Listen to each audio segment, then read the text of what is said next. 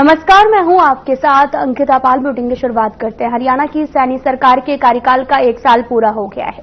CM Nayab Singh Saini के नेतृत्व में प्रदेश में जन कल्याण, सामाजिक न्याय और समृद्ध विकास की दिशा में अभूतपूर्व काम हुए हैं। 1 साल को लेकर पंचकुला में आयोजित राज्य स्तरीय कार्यक्रम में सीएम नायब सिंह सैनी ने इस महत्वपूर्ण अवसर पर प्रदेशवासियों को सरकार की उपलब्धियों के बारे में बताया। हरियाणा में सीएम नायब सिंह सैनी के नेतृत्व में प्रदेश ने अपने विकास की रफ्तार को नई ऊंचाई दी है। सैनी सरकार के 1 साल के कार्यकाल में जन कल्याण, सामाजिक न्याय और समृद्ध विकास पर विशेष ध्यान दिया गया।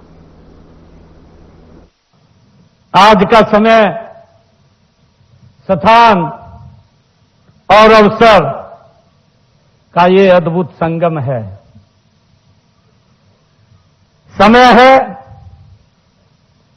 पवित्र और पुण्यदायी ये कार्तिक मास का, हम सब जानते हैं। स्थान है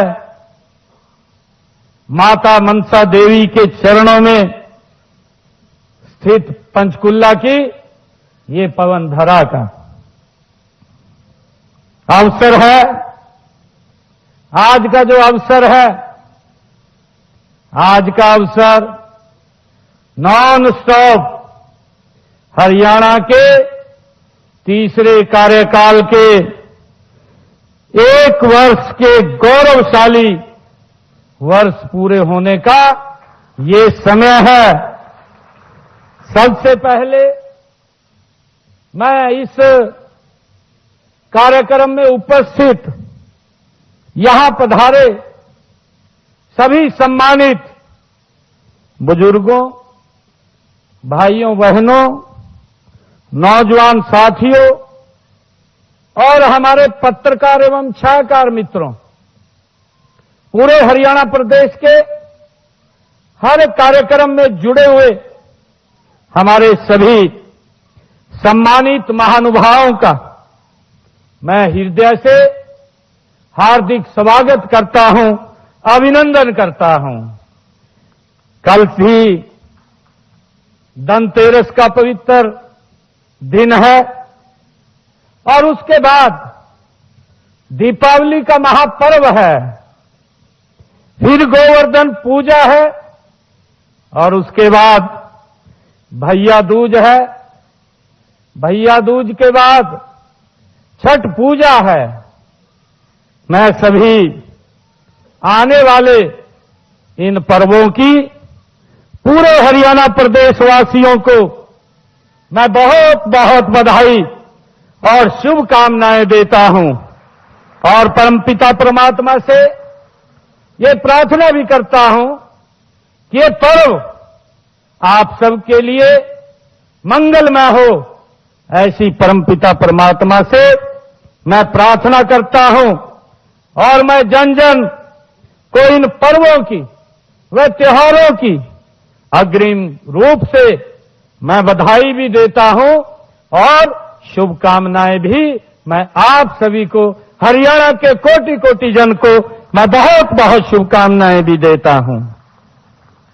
मुझे खुशी है कि आज हरियाणा के विकास व जन कल्याण के दौर का एक स्वर्णिम ये दिन है। भाजपा सरकार के तीसरे कार्यकाल का संकल्प, सेवा और समर्पण का ये पहला वर्ष है।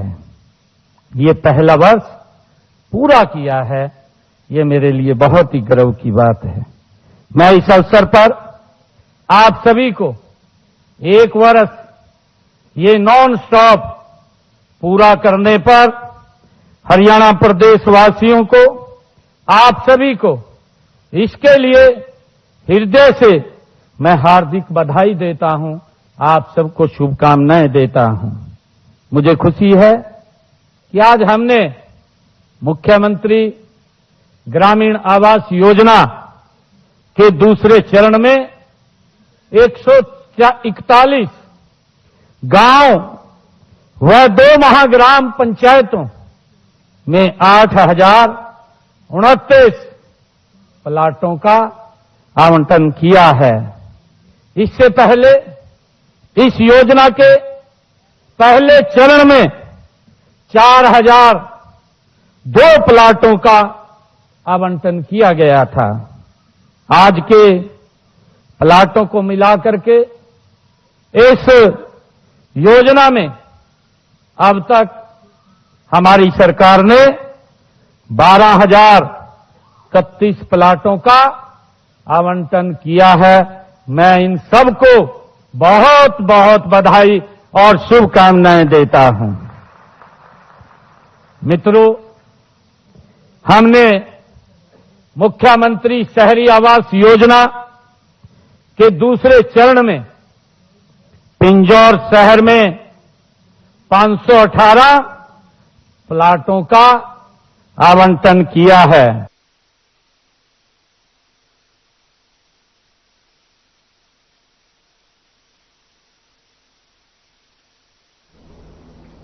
मुख्यमंत्री नायब सिंह सैनी की अध्यक्षता में हुई एक महत्वपूर्ण बैठक का आयोजन किया गया, जिसमें जिला अस्पतालों के नवीनीकरण और स्वच्छता पर विशेष ध्यान दिया गया है।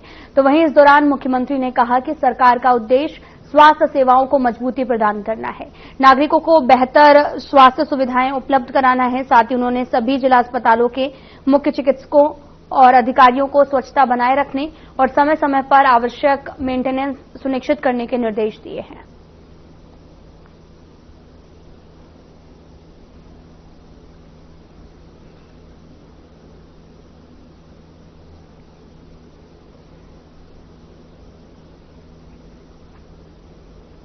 प्रदेश सरकार के तीसरे कार्यकाल का 1 साल पूरा होने के उपलक्ष्य में हिसार में जन विश्वास जन विकास समारोह का आयोजन किया गया। कार्यक्रम में लोक निर्माण एवं जन स्वास्थ्य अभियांत्रिकी मंत्री रणवीर सिंह गगवा मुख्य अतिथि के रूप में शामिल हुए।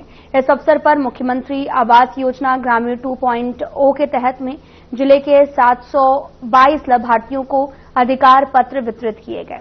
समारोह के दौरान मुख्यमंत्री नायब सिंह सैनी का संबोधन पंचकुला में आयोजित राज्य स्तरीय कार्यक्रम में प्रसारित किया गया। कैबिनेट मंत्री ने कहा कि जनता से किए गए वादे लगातार पूरे किए जा रहे हैं। कुल 217 संकल्पों में से अब तक 46 वादे पूरे हो चुके हैं। उन्होंने नायब सरकार विकास हो रहा है और उन्होंने 2047 तक देश के विकसित राष्ट्र बनाने की उम्मीद जताई है।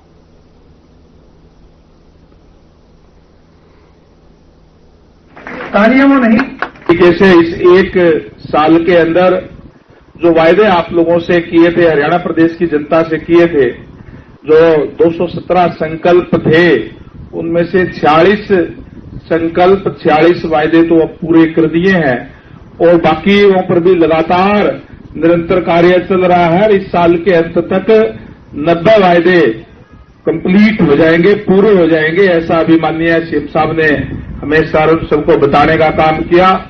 मैं आदरणीय नायब सैनी जी को इस बात के लिए बहुत बहुत बधाई देता हूं कि उनके नेतृत्व के अंदर जिस तरीके से सरकार चल रही है।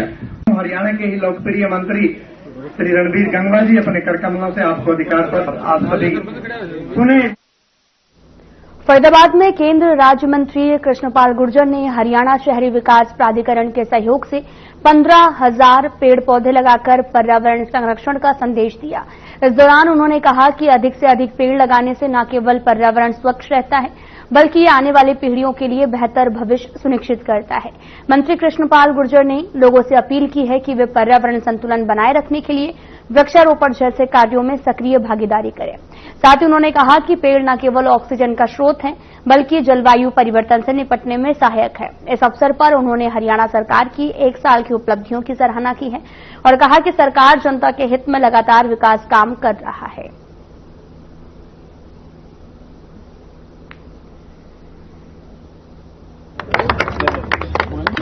देश के यशस्वी प्रधानमंत्री आदरणीय मोदी जी ने जो आह्वान किया है, एक पेड़ मां के नाम, उसके निमित्त पूरे देश में अरबों की संख्या में पेड़ लगाने का काम लोग कर रहे हैं। उसी निमित्त लगातार पिछले 2 महीने से हमारे फरीदाबाद में एचएसपीपी हो, नगर निगम हो, पीडब्ल्यूडी हो, सब विभाग यहां पर अधिक से अधिक पेड़ लगा रहे हैं और आज इससे पहले भी हजारों पेड़ एचएसपीपी ने यहां पर लगाए हैं और आज लगभग 15,000 पेड़ों का सघन वन यहां पर लगाया गया है।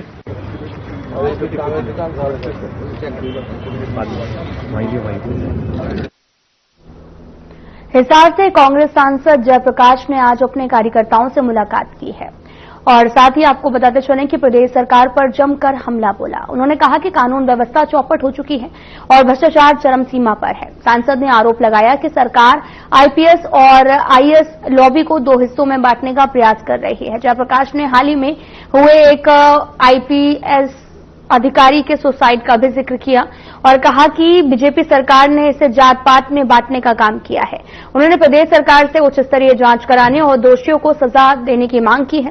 सांसद ने कहा कि ब्यूरोक्रेसी का दो धड़ों में बंटना प्रदेश के लिए नुकसानदेह है।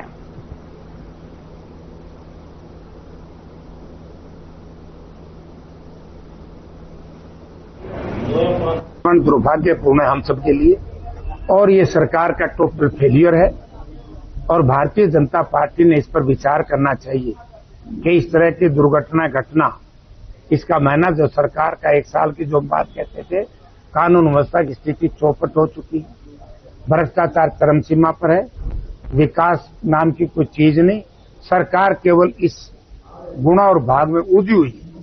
आज 20 दिन से यही नहीं पता सरकार कहाँ है। आईपीएस आईएएस लॉबी को दो हिस्से में बांटने का काम हो रहा है और भारतीय जनता पार्टी की जो आदत है, इतना बड़ी दुर्घटना हुई है, इसको भी जात पात में बांटने का प्रयास किया है भारतीय जनता पार्टी ने। मैं भारतीय जनता पार्टी की, सरकार की भी और पार्टी की भी निंदा करता हूं कि इस तरह के परिवार उजड़े और उसके बाद भारतीय जनता पार्टी वोट की राजनीति करे। चाहे वो संदीप सिंह के परिवार की बात हो, संदीप सिंह की जो दुर्घटना घटी है, और चाहे वो अपने आईपीएस अधिकारी पूर्ण कुमार जी की। तो इस तरीके से ड्रामा करना, मैं कहता हूं कि दुर्भाग्यपूर्ण हुआ जो है। हमने इसमें चिंतन करना चाहिए, हमने मंथन करना चाहिए और सरकार की एक जिम्मेवारी है, सरकार का एक नैतिक कर्तव्य बनता है कि ऐसा क्यों हो रहा है। ये सरकार का फेलियर है। मैं आपके चैनलों के माध्यम से सरकार से एक निवेदन करना चाहूंगा कि दूध का दूध और पानी का पानी दोनों दुर्घटनाओं के लिए करो और इसकी बहुत उच्च स्तरीय जांच कराओ, दोषी को छूट ना हो और निर्दोष को दंडित।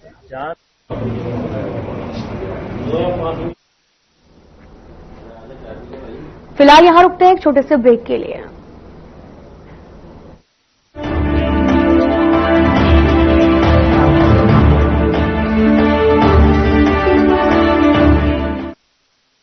कुछ लोग खाते पीते तो बहुत बढ़िया हैं, पर फिर भी उनकी सेहत नहीं बनती।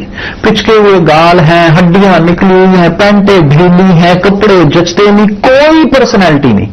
ऐसे लगता है इधर से खाए जा रहे हैं, उधर से निकले जा रहा है, क्योंकि उनका पाचन तंत्र खराब है। और जब तक के पाचन तंत्र दुरुस्त नहीं होगा, वो जितना मर्जी अच्छे से अच्छा खा ले, उनकी सेहत नहीं बन सकती।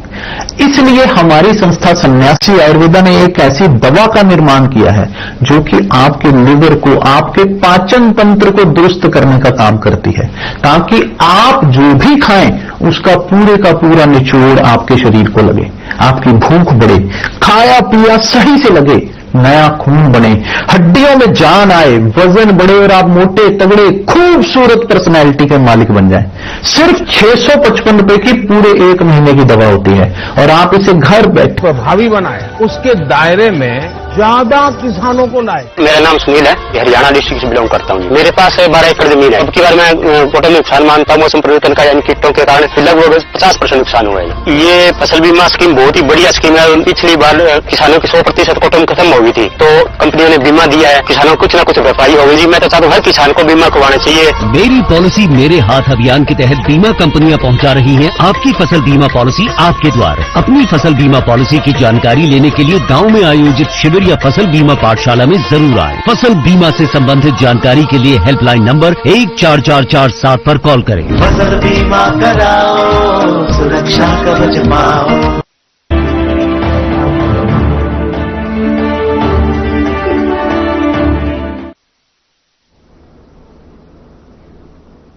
ब्रेक के बाद स्वागत है आप सभी का। रुकंदन किया गया ब्रजेंद्र सिंह ने कहा कि बीजेपी सरकार ने समाज में भेदभाव की दीवारें खड़ी की हैं और मुख्यमंत्री नायब सिंह सैनी से सक्रिय बर्ताव करने की अपील की है। पूर्व केंद्रीय मंत्री चौधरी बीरेन्द्र सिंह ने कहा कि नौजवानों को अपने अधिकारों की रक्षा के लिए आगे बढ़ना चाहिए। बेरोजगारी, शिक्षा, रोजगार पर ध्यान देने की आवश्यकता पर जोर दिया गया है।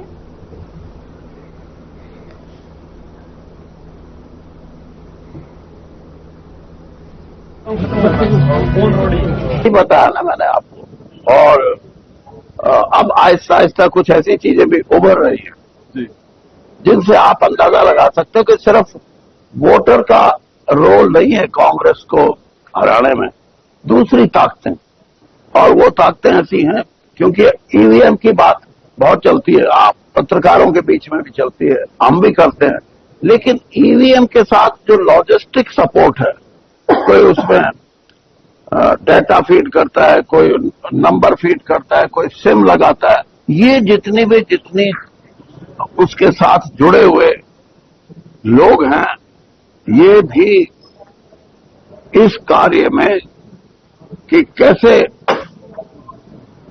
इसके माध्यम से बीजेपी के हितों को सुरक्षित रखा जाए, ये ईवीएम के चहेते हैं जितने भी ईवीएम को जो सपोर्ट करते हैं, सपोर्ट उसको चलाने के लिए इनका भी हाथ है। तो नाम में ही है सद्भाव यात्रा, भाईचारे के लिए है। हमारा जो हरियाणा का 36 बिरादरी का भाईचारा है वो मजबूत रहे, उसको जो कमजोर करने का राजनीतिक कारणों से जो प्रयास चल रहा है उसकी काट हम किसी हद तक कर सकें अपनी इस यात्रा के माध्यम से, यही संदेश लेकर हम जा रहे हैं। और उसके साथ साथ कांग्रेस का जो लोगों से जुड़ाव है वो और मजबूत हो, और कांग्रेस का जो नया संगठन अब शक्ल लेना शुरू हुआ है वो इस मुहिम में आगे निकले, जहां पे ये जो समाज में विभाजनकारी शक्तियां हैं इनका मुकाबला हो सके, ताकि 2024 की जो पुनरावृत्ति है वो दोबारा ना हो। और 5 अक्टूबर से हमने शुरू की थी दरौदा से, और आज छठा हल्का नारनौल है। आज नारनौल से शुरू किया है और खेड़ी चौपटा तक हम जाएंगे। कुल यात्रा ये करीब 2700 से 3000 किलोमीटर कुछ भी हो सकती है, क्योंकि 90 के 90 हल्कों से हम गुजरेंगे। 7 महीने का करीब हमने समय सोचा है, ज्यादा भी लग सकता है। तो ब्रजेंद्र सिंह जी ने आपको डिटेल में बता दिया। चौधरी बीरेन्द्र सिंह जी जो पूर्व केंद्रीय मंत्री हैं। पंचकुला से सनसनीखेज मामला सामने आया, जहां पर पंजाब के पूर्व डीजीपी मोहम्मद मुस्तफा के बेटे आखिल अख्तर की संदिग्ध परिस्थितियों में मौत हो गई है। फिलहाल मौत के कारण स्पष्ट नहीं हो पाए हैं। आखिल अख्तर की मां रजिया सुल्ताना पंजाब की पूर्व मंत्री रह चुकी हैं। परिवार पंचकुला के सेक्टर 4 में रहता है। पुलिस मामले की जांच में जुटी है। घटनास्थल पर अब तक कोई भी स्पष्ट जानकारी नहीं मिली है।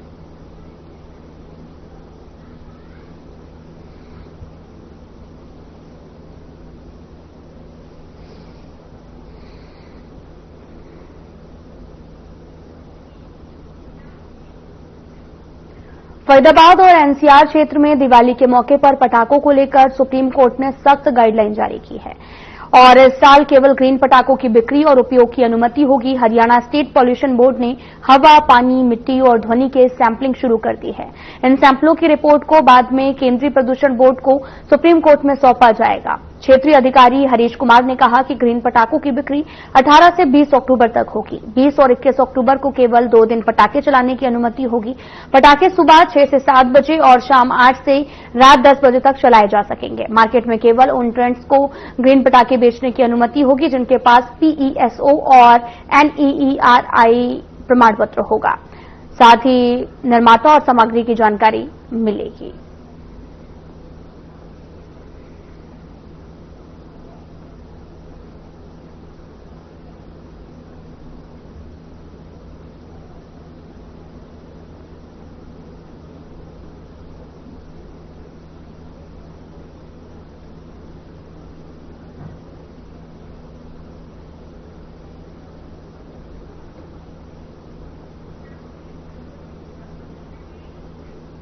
हरियाणा में किसानों को अब यूरिया खाद के लिए लंबी लाइनों में नहीं लगना पड़ेगा। राज्य सरकार ने खाद की कालाबाजारी पर रोक लगाने के लिए नया विकल्प निकाला है। अब किसान पोर्टल पर पंजीकरण करवा सकते हैं और आसानी से यूरिया और अन्य खाद प्राप्त कर सकेंगे। इस व्यवस्था को लागू करते ही हरियाणा देश का पहला ऐसा राज्य बन गया है जिसमें यह सिस्टम शुरू किया है। साथ ही यमुनानगर में खाद की कालाबाजारी सबसे ज्यादा पाई जाती है। यहां सैकड़ों प्लाईवुड फैक्ट्रियों में यूरिया का अवैध उपयोग होता है। ऐसे में कई किसान समय पर खाद से वंचित रह जाते हैं। कृषि विभाग के डिप्टी डायरेक्टर आदित्य ने बताया कि इस स्कीम को पहले पंचकूला में पायलट प्रोजेक्ट के तौर पर लागू किया गया था। किसानों को खाद की किल्लत से बड़ी राहत मिलेगी।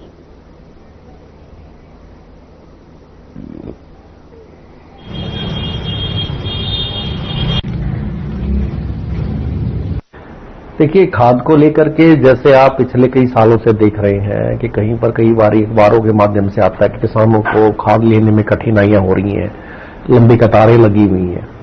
और जब इसका पूरे साल में आकलन किया जाता है तो आकलन में यह मिलता है कि जितना खाद पिछले वर्षों में हरियाणा राज्य में आया है उससे कहीं ज्यादा खाद हर बार बढ़ करके राज्य में आ रहा था। लेकिन उसके बाद भी कहीं ना कहीं उसके वितरण करने में जो कठिनाइयां आ रही थी या वितरण कहीं ठीक प्रणाली नहीं थी, उसको कंट्रोल करने के लिए जैसे सरकार ने मंडियों को कंट्रोल किया मेरा फसल मेरा ब्यौरा से। पहले आप देखते थे 2020 से पहले कि मंडियों में ढेर लगे रहते थे, मंडियों में जो आवाक होती थी वो बहुत ज्यादा आवाक होती थी। और उस प्रकार किसानों को जब मेरा फसल मेरा ब्यौरा एक प्लेटफॉर्म दिया गया सरकार द्वारा कि आप इसमें अपनी फसल का पंजीकरण करा सकते हैं।